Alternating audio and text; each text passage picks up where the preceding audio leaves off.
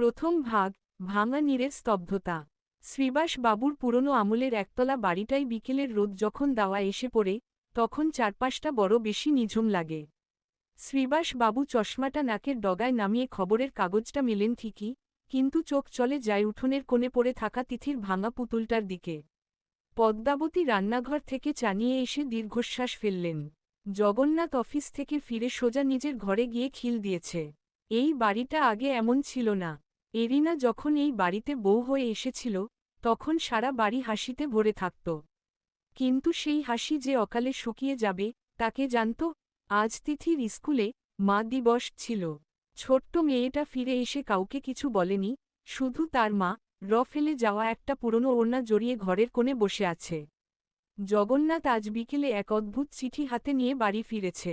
এরিনার পক্ষ থেকে divorce paper আসার পর আজ প্রথম কোনো নতুন খবর এসেছে। শ্রীবাস বাবু পদ্মাবতীর দিকে তাকিয়ে ফিসফিস করে বললেন, পদ্মা, জগন্নাথের ঘরের দরজাটা কি একবার ধাক্কা দেব?